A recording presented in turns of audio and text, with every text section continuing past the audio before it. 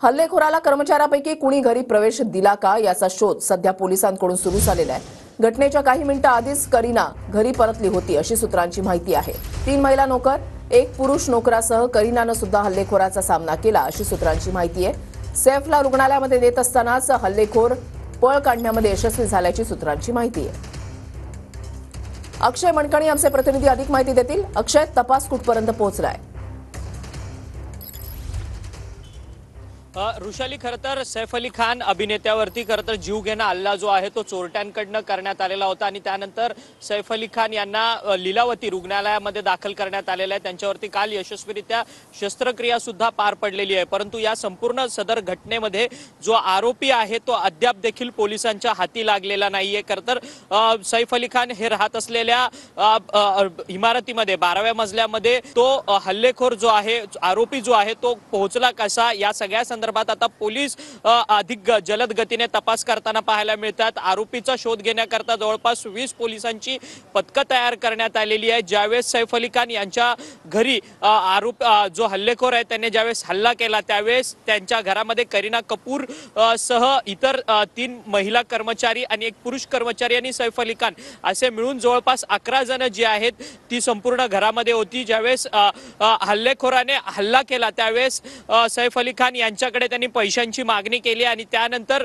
त्या सगळ्या वादानंतर हल्ला करण्यात आला आणि हल्ला झाल्यानंतर आरोपीला एका खोलीमध्ये, इमारतीच्या त्याच 12व्या मजल्यावरील एका खोलीमध्ये कोंडून ठेवलेलं होतं। परंतु ज्यावेळेस सैफ अली खान यांच्यावरती हल्ला झाला त्यानंतर सैफ अली खान यांना रुग्णालयात घेऊन जाण्यासाठी संपूर्ण गडबड जी आहे ती कुटुंबियांची सुरू झाली। त्यावेळेस मात्र तो आरोपी जो आहे तो निसटण्यामध्ये यशस्वी झालेला आहे।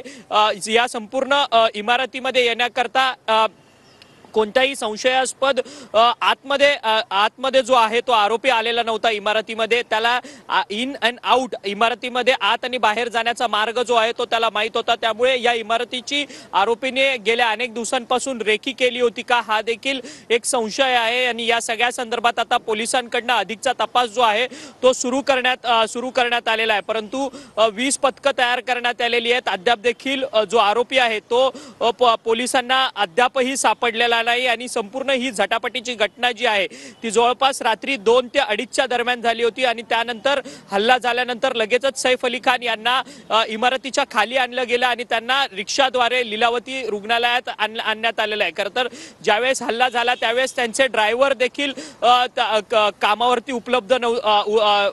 नव्हते। त्यामुळे सैफ अली खान यांना लगबगीनं संपूर्ण रिक्षाद्वारे या लीलावती रुग्णालयात आणलं गेलं आणि त्यानंतर त्यांच्यावरती शस्त्रक्रिया करण्यात आली। जवळपास 6 वार झालेले होते, त्यापैकी 2 वार जे आहेत ते मोठे होते आणि शस्त्रक्रियेदरम्यान एक तुकडा देखील, चाकूचा तुकडा देखील 3 इंचाचा तो त्यांच्या शरीरातून बाहेर काढण्यात आलेला आहे। शस्त्रक्रिया यशस्वी झाली आहे, परंतु आता पोलीस या सगळ्या घटनेचा अधिकचा तपास करताना पाहायला मिळतंय। नक्कीच धन्यवाद अक्षय दिलेल्या सविस्तर माहितीसाठी। चोराची एंट्री आणि एक्झिटवर आता प्रश्न उपस्थित केले जात आहेत। हल्ल्याच्या वेळेला सैफच्या घरामध्ये सैफ आणि करीनासह 11 जण उपस्थित होते। कर्मचाऱ्यांपैकी कोणी हल्लेखोराला प्रवेश दिला का या संदर्भात पोलिसांकडून शोध सुरू आहे। घटनेच्या काही मिनिटं आधीच करीना घरी परतली होती अशी सूत्रांची माहिती आहे। 3 महिला नोकर, 1 पुरुष नोकर आणि करीना कपूरनं सुद्धा हल्लेखोराचा सामना केला अशी सूत्रांची माहिती आहे। सैफला रुग्णालयामध्ये नेत असताना हल्लेखोर पळ काढण्यात यशस्वी झाल्याची माहिती आहे। घटनेच्या वेळेला कुटुंबाचे ड्रायव्हर ड्युटीवर उपस्थित नसल्यामुळे ऑटो रिक्षा बोलवण्यात आली। एका नोकरानं मोठा मुलगा इब्राहिमला फोन केला जो शेजारच्या दुसऱ्या इमारतीमध्ये राहतो।